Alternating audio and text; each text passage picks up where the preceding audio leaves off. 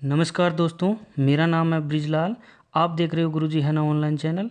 हाजिर हुआ हूँ एक नया वीडियो लेकर। चलिए पढ़ते हैं।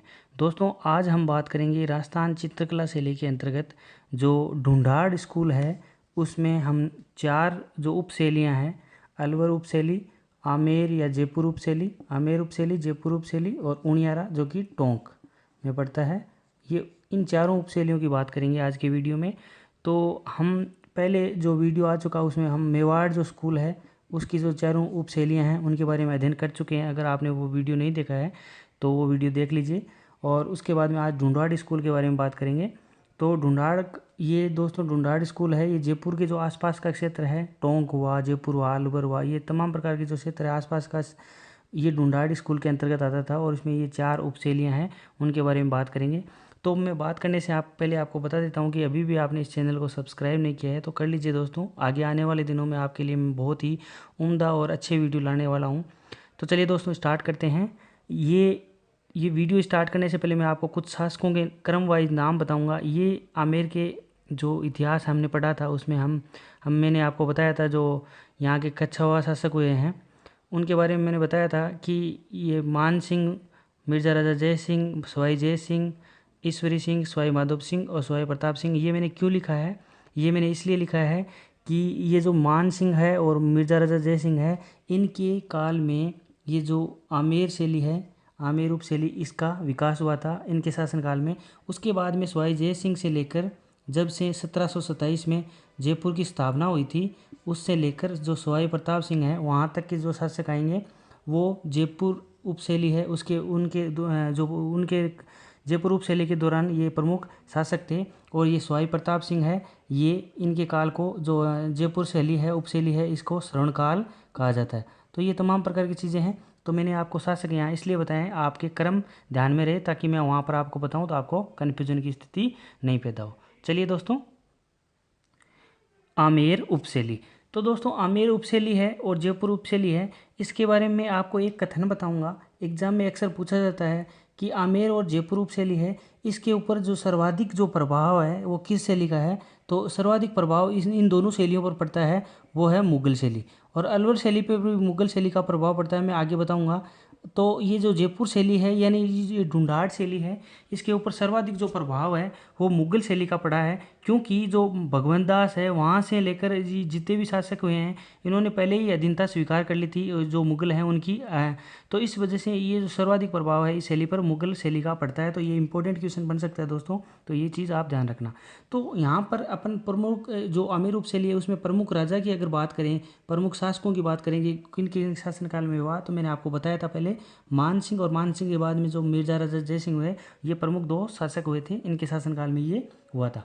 उसके बाद में अपन जो प्रमुख चित्र है और प्रमुख जो विषय हैं उनके बारे में बात करें तो ये प्रमुख चित्र और प्रमुख विषय थे उनके बारे में अगर बात करें तो रजमनामा है, ये इसी जो ढूंढाड़ शैली, आमेर शैली उपशैली है, यहाँ पर जो अकबर के लिए इसी स्कूल ने यानी ढूंढाड़ स्कूल ने ही ये रजमनामा यहाँ पर तैयार करके दी थी। तो ये एक बहुत ही बेहतरीन विषय है। ये एग्जाम के पॉइंट ऑफ व्यू से ये इंपॉर्टेंट है। यशोधर चरित्र है और उसके अलावा आदि पुराण है और ये बिहारी सतसई कहते हैं। ये मिर्ज़ा राजा जय सिंह थे, इनके जो दरबार में बिहारी हुआ करते थे और बिहारी की हर एक दोहे पर ये एक स्वर्ण मुद्रा देते थे। तो इसकी वजह से ये बिहारी सतसई के आधारित ये यहाँ पर ये चित्रकारी की गई है। तो ये भी एग्जाम के पॉइंट ऑफ व्यू से इंपॉर्टेंट हो सकती है। तो ये 2 चित्र हैं जो विषय हैं, इनको अपने को याद रखना है। उसके बाद में यहाँ पर जो चित्रकार हुए हैं उनकी बात कर लेते हैं जो आमेर उपशैली के अंतर्गत। तो यहाँ पर चित्रकार जो इम्पोर्टेंट इतने हैं नहीं, लेकिन आप फिर भी इन जो नाम है वो याद रखना। आमेर उपशैली का नहीं, जयपुर उपशैली का जो चित्रकार है उनके अपने को नाम याद रखने हैं। यहाँ पर हुक्मचंद, मुरली और मन्नालाल, ये 3 चित्रकार हुए हैं। उसके बाद में हम बात करते हैं किसी भी चित्र शैली की हम बात करते हैं तो उसके रंगों की ज़रूर बात करते हैं हम। तो इस चित्र शैली के जो रंग हैं उनके बारे में बात कर लेते हैं।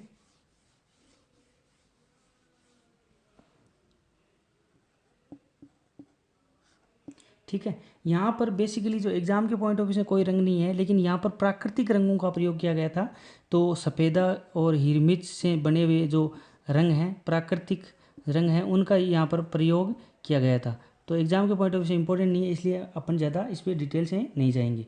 उसके अलावा यहाँ पर जो भित्ति चित्र हैं ये परंपरा यहाँ पर सबसे समृद्ध परंपरा यहाँ पर रही है।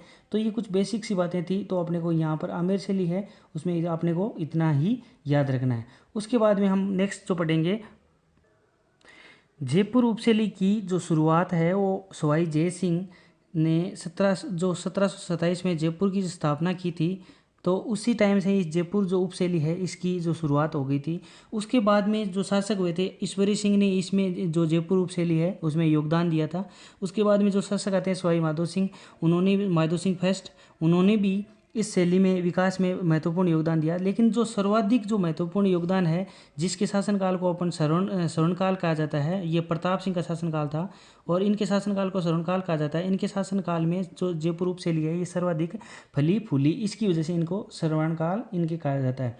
तो दोस्तों थोड़ी सी बात कर लेते हैं पहले की। जब सवाई जय सिंह ने 1727 में जब जयपुर की स्थापना की थी तो यहाँ पर क्या था, महल थे, हवेली थे, इसकी निर्माण में क्या किया गया था, सर्वाधिक जो भित्ति, मैंने आपको भी आमेर चित्रशैली में बताया था कि भित्ति चित्रण का जो नमूना मिलता है इस ढूंढाड़ स्कूल में, तो भित्ति चित्रण का सर्वाधिक नमूना यहाँ पर प्राप्त होता था। तो जो महल और जितने भी हवेलियाँ बनाई गई थी उनमें भित्ति चित्रण का जो सबसे ज़्यादा यहाँ पर नमूना अपने को देखने को मिलता है। उसके बाद में हम बात करते हैं ईश्वरी सिंह के शासनकाल में क्या था, एक चितेरा था, ये साहब चितेरा था, ठीक है, साहिब राम नाम का था, ठीक है। जब हम चित्रकार पढ़ेंगे तब इसका नाम आ जाएगा, तो यहाँ पर इसको डिटेल से पढ़ लेते हैं पहले ही, ठीक है। ये चितेरा साहिब राम था। इसने क्या किया था, जो ईश्वरी सिंह का पहला आदमकद चित्र बनाया था। आदमकद चित्र क्या होता है दोस्तों, पूरा चित्र। पहले क्या होता था, अधूरा आधा अधूरा चित्र मनुष्य का बनाया जाता था, लेकिन ईश्वरी सिंह का पहला आदमकद चित्र इसने किसने बनाया था, साहिब राम ने। तो ये एग्जाम के पॉइंट ऑफ व्यू से बहुत बहुत ज़्यादा इंपॉर्टेंट क्वेश्चन है। यहाँ पर एक क्वेश्चन ये बन सकता है, इस पहला आदमकद चित्र किसका बनाया गया, ईश्वरी सिंह का। तो ये राजस्थान का जो प्रथम आदमकद चित्र भी इसको बोला जाता है, ठीक है। तो एग्जाम के पॉइंट ऑफ व्यू से राजस्थान का प्रथम आदमकद चित्र कौन सा है, ईश्वरी सिंह का बनाया गया था, और किसने बनाया था, साहिब राम ने। तो ये एग्जाम में किसी भी प्रकार से घूम फिर के क्वेश्चन बन सकता है, तो अपन इसके लिए तैयार रहेंगे। उसके बाद में जो माधो सिंह आए थे, इन्होंने क्या किया था, गलता के जो मंदिर थे, सिसोदिया रानी का जो महल था, चंद्र महल था, इसमें कलात्मक जो भित्ति चित्रण है इसने किया था। उसके बाद में मैंने आपको बता दिया प्रताप सिंह का काल है, इसको शरणकाल कहा जाता है। तो साहिब राम के मैंने आपको, अब चित्रकारों की बात कर लेते हैं यहाँ पर। तो चित्रकार में एक चित्रकार का नाम मैंने आपको बता दिया, उसका नाम है साहिब राम, ठीक है। साहिब राम ने क्या बनाया था, आदमकद चित्र बनाया था, और किसका बनाया था, ईश्वरी सिंह का। उसके बाद में एक नाम आता है लालचंद, ये भी एक चित्रकार थे। इन्होंने क्या किया था, जो अपने जयपुर में जो चौगान स्टेडियम था वहाँ पर क्या होती थी, जो जानवरों की, पशु पक्षियों की वहाँ पर क्या होती, लड़ाइयाँ होती थी। तो उन लड़ाइयों का दृश्य इसने क्या अपने चित्रों में उकेरा था। तो लालचंद यहाँ का प्रमुख चित्रकार था। उसके अलावा यहाँ के और चित्रकारों की बात कर लेते हैं। यहाँ पर मोहम्मद शाह या फिर मोहम्मद शाह, तो ये एक चित्रकार ये था मोहम्मद शाह, ठीक है। उसके अलावा यहाँ पर था शालिग्राम, ठीक है। और इसके अलावा यहाँ पर रघुनाथ हुए हैं। तो ये चित्रकारों के नाम आप ध्यान रखोगे, एग्जाम में अक्सर पूछे जाते हैं और आएंगे ही। अब बात कर लेते हैं यहाँ के जो प्रमुख चित्र हैं और इन यहाँ के प्रमुख विषय हैं उनकी बात कर लेते हैं। ये मैंने आपको बता दिया कि यहाँ पर आदमकद चित्र बनाए गए थे, ईश्वरी सिंह के, साहिब राम ने बनाए थे। उसके अलावा यहाँ पर जो शिकार के दृश्य हैं उनके बारे में यहाँ पर चित्र मिलते हैं अपने को। यहाँ पर कृष्ण लीला है उनके बारे में अपने को चित्र मिलते हैं, राग रागिनी है इनके बारे में अपने को यहाँ पर चित्र मिलते हैं। उसके अलावा यहाँ पर जो वात्स्यायन ने जो एक लिखी थी, पुक लिखी थी, उसका नाम था कामसूत्र, उसके आधारित यहाँ पर चित्र अपने को मिलते हैं। और जो जयदेव ने कोई किताब लिखी थी गीत गोविंद, उसके ऊपर यहाँ पर चित्र अपने को मिलते हैं। तो ये कुछ प्रमुख विचित्र और विषय थे, ये मैंने आपको बता दिया। यहाँ पर अपन बात करेंगे यहाँ के जो प्रमुख रंग है, ये भी अब इम्पोर्टेंट है एग्जाम के पॉइंट ऑफ व्यू से। तो ये यहाँ पर ये दो चीज़ें आप ध्यान रखोगे, और आदमकद चित्र ये आप ध्यान रखोगे। उसके अलावा रागी रागिनी और बारहमासा, ये दो यहाँ पर चित्र प्रमुख चित्र हैं, यहाँ पर उकेरे गए थे। तो उसके अलावा यहाँ पर रंगों की बात कर लेते हैं दोस्तों। रंगों में यहाँ पर केसरिया, हरा और लाल, ये तीन चीज़ है, ये यहाँ पर अपने को याद रखनी है। तो यहाँ पर जो राजपूत वीर योद्धा थे वो हमेशा केसरिया करते थे, और इनकी युद्ध के समय जो आंखें हैं वो लाल होती थी, और हरा ये आप खुद से याद रख लेना। ये एग्जाम के पॉइंट ऑफ व्यू से इंपॉर्टेंट हो सकता है, क्योंकि जयपुर जो शैली है ये बहुत ही इंपॉर्टेंट है। उसके अलावा यहाँ पर अगर मैं पशु और पक्षी की बात करूँ, यहाँ पर जो प्रसिद्ध कौन सा था, पशु कौन सा था और यहाँ पर पक्षी कौन सा था, तो ये घोड़ा था यहाँ पर, और ये मयूर जो पक्षी था ये इम्पोर्टेंट है। तो ये जयपुर उपशैली के ही नहीं है ये दोस्तों, अलवर उपशैली में भी ये पशु और पक्षी अपने काम आएंगे। तो यही सेम रहेंगे अलवर उपशैली में भी। तो यहाँ पर अपने को याद रखना है, मैं दोबारा अब ये नहीं बताऊंगा। तो घोड़ा अपने को पशु याद रखना है और मयूर यहाँ पर पक्षी याद रखना है। उसके अलावा अपने को वृक्ष की अगर मैं बात करूँ तो यहाँ पर पीपल के और वट के जो वृक्ष हैं उनकी बाहुल्यता थी। तो ठीक है, इन जो चित्र हैं यहाँ पर बनाए गए थे उनमें पीपल और वट वृक्षों की बाहुल्यता थी। उसके अलावा यहाँ पर जो अपने को एग्जाम के पॉइंट ऑफ व्यू से एक क्वेश्चन बन सकता है, ये बन सकता है कि यहाँ पर जो यहाँ की जो चित्रशैली थी वो आदमकद, बड़े बड़े पोर्ट्रेट और भित्ति चित्रण के लिए प्रसिद्ध थी। तो ये प्रकार की जो एग्ज़ाम के पॉइंट से ये कुछ क्वेश्चन बन सकते हैं, ये मैंने आपको बता दिया। उसके अलावा ये जो शैली थी आमेर और ये जयपुर, ये मुगल शैली से सर्वाधिक प्रभावित थी, ये मैंने बता दिया। उसके अलावा यहाँ पर यहाँ का जो उद्यान चित्रण था ये विश्व प्रसिद्ध मान लीजिए, कुछ भी मान लीजिए, ये यहाँ का इतना प्रसिद्ध था कि ये जयपुर के कलाकार ही उद्यान चित्रण में सबसे ज़्यादा प्रसिद्ध थे। तो ये भी एक एग्जाम के पॉइंट ऑफ व्यू से इंपॉर्टेंट क्वेश्चन बन सकता है। उसके अलावा यहाँ पर क्या बनता है, ये लगभग मैंने आपको सब कुछ बता दिया है। उसके बाद में बात करेंगे नेक्स्ट शैली की। अलवर उपशैली के अंतर्गत क्या होता है, यहाँ पर जो शासक हुए थे राव प्रताप सिंह, उसके बाद में यहाँ के शासक हुए थे राव बख्तावर सिंह, उसके बाद में यहाँ पर जो शासक हुए थे विनय सिंह। इनके शासनकाल में यहाँ पर जो अलवर शैली है इनका जो विशेष योगदान माना जाता है। इसके अलावा जो विनय सिंह का जो काल था उसको स्वर्णकाल यहाँ का कहा जाता है। तो एग्जाम में अगर अपने को चीज़ याद रखनी है वो ये याद रखनी है, यहाँ का जो शासक प्रमुख राजा या शासक है जिसका स्वर्णकाल यहाँ पर था वो अलवर उपशैली के एग्जाम के पॉइंट ऑफ व्यू से विनय सिंह को याद रखना है। यहाँ पर क्या हुआ था, जो विनय सिंह का एक विशेष प्रकार से यहाँ पर योगदान था, क्योंकि जो यहाँ पर जो अलवर जो चित्रकला जो शैली थी यहाँ पर उदय में जो विनय सिंह का उतना ही योगदान था जिस प्रकार मुगल चित्रकला शैली में अकबर का था। तो यहाँ पर हम कुछ एक विशेष प्रकार की बात करेंगे, प्रमुख चित्रकारों की बात कर लेते हैं। एक चित्रकार होगा उसका नाम है बलदेव। तो ठीक है, मैं आगे बताऊंगा इनके बारे में, आगे और चित्रकारों के बारे में आगे बताऊंगा, लेकिन बलदेव के बारे में अपन जान लेते हैं। बलदेव प्रमुख चित्रकार था किसके शासनकाल में, यहाँ पर जो विनय सिंह थे इसके शासनकाल में। यहाँ पर जो प्रमुख चित्रकार का नाम था बलदेव और एक चित्रकार का नाम था गुलाम अली।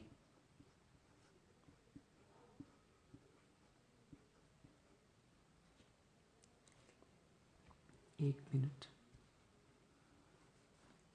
यहाँ पर लिख देता हूँ, एक का नाम था गुलाम अली, एक का नाम था बलदेव। तो ये चित्रकार थे, इनके जो प्रमुख चित्रकारों में से आते थे विनय सिंह के शासनकाल में।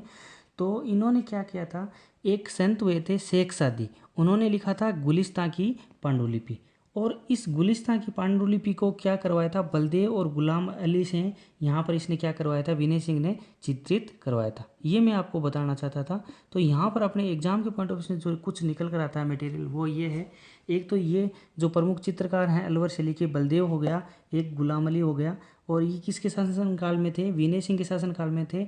और यहाँ पर जो गुलिस्तां एक बुक है जो पांडुलिपि है ये संत शेख सादी हुए थे उनकी लिखी गई थी, और उन्हीं के आधार पर ये बलदेव और गुलाम अली ने इसको चित्रित किया था। तो एग्जाम के पॉइंट ऑफ व्यू से ये यहाँ पर क्वेश्चन बहुत से तैयार हो जाते हैं, तो इन चीज़ों को आप ध्यान से रखोगे। उसके अलावा यहाँ पर जो बलदेव और गुलाम अली के अलावा यहाँ पर जो प्रमुख चित्रकार होते हैं उनके नाम जान लीजिए आप। ढालचंद, मेरे को ये दोनों इंपॉर्टेंट लगे इसलिए मैंने आपको बता दिया। उसके अलावा मैं आपको सब बता देता हूँ, ढालचंद, नानकराम और एक हुए थे बुद्धाराम। यहाँ पर लिख देता हूँ दोस्तों बुद्धाराम। तो ये एग्जाम के पॉइंट ऑफ व्यू से इतने इंपॉर्टेंट नहीं है, लेकिन जो बलदेव और गुलाम अली ने यहाँ पर कुछ किया था, ये शेख सादी थे, इनकी गुलिस्तान की जो पांडुलिपि लिखी थी उनको चित्रित किया था और विनय सिंह के कहने पर किया था। उसके अलावा यहाँ पर जो प्रमुख विषय है उनके बारे में बात कर लेते हैं, जो प्रमुख चित्र है और प्रमुख विषयों की बात कर लेते हैं। यहाँ पर एक चंडी पाठ और उनके बारे में चित्र बनाए गए थे। यहाँ पर जो दुर्गा सती थी उनके बारे में चित्र बनाए गए थे। कृष्ण के चरित्र के बारे में, यहाँ पर दरबार था, संगीत था, इसके बारे में यहाँ पर चित्र बनाए गए थे। और इसके अलावा यहाँ पर एक ये जो गुलिस्ता था ये एक विषय था, इसके ऊपर आधारित यहाँ पर चित्र बनाए गए थे। तो ये तमाम प्रकार के जो कुछ विषय और चित्र हैं ये मैंने आपको बता दिया। उसके अलावा यहाँ पर मैंने ये योगासन वर्ड क्यों लिखा है, ये भी एग्जाम के पॉइंट ऑफ व्यू से बहुत ही बड़ा इंपॉर्टेंट क्वेश्चन है, क्योंकि ये योगासन है इस शैली का क्या था, प्रधान यानी प्रमुख विषय रहा था। तो ये योगासन इस शैली का प्रमुख विषय रहा था। इस शैली में से बहुत अच्छे अच्छे क्वेश्चन बनने के चांसेस रहते हैं। तो ये योगासन इस शैली का प्रमुख विषय रहा था। इतना ही जान लीजिए, एग्जाम में पूछा जा सकता है। अब बात कर लेते हैं दोस्तों, यहाँ के जो प्रमुख रंग थे वो हरे, नीले और सुनहरे कलर के जो रंग थे उनका यहाँ पर प्रयोग किया गया था। एग्जाम के पॉइंट ऑफ व्यू से इतने ज़्यादा इंपॉर्टेंट नहीं है, लेकिन जो एग्जाम के पॉइंट ऑफ व्यू से क्वेश्चन बन सकते हैं वो ये क्वेश्चन बन देंगे। यहाँ पर जो सर्वाधिक चित्र बनाए गए थे गणिकाओं यानी वेश्याओं के चित्र यहाँ पर बनाए गए थे, तो इसको अश्लील शैली के नाम से भी जाना जा सकता है। तो ये गणिकाओं और वेश्याओं के चित्र यहाँ पर बनाए गए थे। तो राजस्थान की जो चित्र शैलियाँ हैं उनमें से एक ही ऐसी शैली है जहाँ पर गणिकाओं के चित्र अपने को मिलते हैं। तो एग्जाम की पॉइंट ऑफ व्यू से बहुत ज़्यादा इंपॉर्टेंट है। उसके अलावा यहाँ पर हाथीदांत पर चित्रण किया गया था और उस कलाकार का नाम था मूलचंद। मूलचंद था जो हाथीदांत पर चित्रण करने में दक्ष था। तो ये एग्जाम के पॉइंट ऑफ व्यू से बहुत इंपॉर्टेंट क्वेश्चन है। उसके अलावा यहाँ पर जो ये चित्र शैली थी ईरानी, मुगल और जयपुर जो शैली है उनका मिश्रण था। ये मैं आपको बताने की कोशिश कर रहा हूँ। इसके अलावा मैं आपको बता देता हूँ, यहाँ पर जो पक्षी मोर बताया था मैंने आपको, ये इस प्रकार की जो चीज़ें हैं वो आप ध्यान रखना। इसके अलावा पीपल यहाँ पर जो वृक्ष था और वट वृक्ष जो जयपुर उपशैली में मैंने बताए थे वही यहाँ पर आपने को याद रखने। उसके अलावा एक शैली बचती है। अब बात करेंगे दोस्तों उनियारा या उनियारा उपशैली, या इसको ये टोंक में स्थित है, यानी उनियारा उपशैली की बात कर लेते हैं। यहाँ पर दोस्तों अब जब राजस्थान के नक्शे में देखते हैं, यहाँ पर जयपुर पड़ता है, यहाँ पर टोंक पड़ता है, यहाँ पर नीचे बूंदी साइड पड़ता है। तो यहाँ इसको इस जो शैली है यहाँ पर जयपुर प्लस बूंदी दोनों शैलियों का यहाँ पर अपने को प्रभाव है वो देखने को मिलता है। इसलिए ये जो शैली है उनियारा शैली एक नई शैली का प्रादुर्भाव हुआ था, यहाँ से उदय हुआ था। इसलिए ये जयपुर और बूंदी का मिश्रण लेके एक नई शैली का जन्म हुआ था, उसको बोलते हैं उनियारा शैली। तो ये क्यों हुआ था ये मैं आपको बता देना चाहता हूँ कि ये जो उनियारा पड़ता है ये दोस्तों, ये जयपुर और बूंदी जो रियासत है उनके बीच में बसे होने के कारण ये जो नरू का ठिकाना था यहाँ पर, ठीक है, नरू का ठिकाना होने की वजह से ये नरू का ठिकाना जयपुर से तो था इनका रक्त का संबंध, और इन्होंने बूंदी से क्या बना लिए थे वैवाहिक संबंध। तो ये जो नई शैली का जो जन्म हुआ था, ये जो नई शैली का जो जन्म हुआ उसे ही अपन उनियारा शैली का नाम ने दिया गया है। तो यानी इसमें जयपुर का भी मिश्रण था और बूंदी का भी मिश्रण था। उसके अलावा यहाँ पर जो कलाकार हैं उनके बारे में बात कर लेते हैं। चित्रकार के धीमा, मीर बख्श, काशी, बक्सा और भीम, ये इत्यादि यहाँ के जो चित्रकार यहाँ पर हुए हैं। उसके अलावा यहाँ पर जो प्रमुख विषय हैं उनकी बात कर लेते हैं। यहाँ पर 12 मासा, राग रागिनी, राव राजा राजेंद्र सिंह द्वारा जो भगवत पुराण है और रामायण है ये अपने निजी संग्रह के लिए इसने बनवाए थे। लेकिन यहाँ अपने को एग्जाम के पॉइंट ऑफ व्यू से ये याद रखना है, ये जो नरू का ठिकाना था ये इसने क्या किया था उनियारा से, ये नरू का ठिकाना ये जयपुर से तो था, इसका रक्त संबंध और वैवाहिक संबंध किसने बूंदी से था। इसकी वजह से इन दोनों शैली का जो मिश्रण होकर एक नई शैली बनी वो है उनियारा शैली। तो अपने को ये चीज़ याद रखनी है एग्जाम के पॉइंट ऑफ व्यू से, जयपुर और बूंदी का मिश्रण यहाँ पर किस शैली में देखने को मिलता है उनियारा, और उनियारा कहाँ पर है टोंक में। चलिए दोस्तों धन्यवाद। ये वीडियो अगर आपको पसंद लगे तो आप ज़्यादा से ज़्यादा इस वीडियो को शेयर कीजिएगा और लाइक कीजिए, सब्सक्राइब कीजिए, और इस पे आप ज़्यादा से ज़्यादा लाइक कीजिए ताकि मुझे अच्छा लगे और मुझे और भी अच्छी वीडियो बनाने के लिए लालायित हो सकूं। चलिए दोस्तों अपने आसपास स्वच्छता बनाए रखिए। धन्यवाद। राम राम।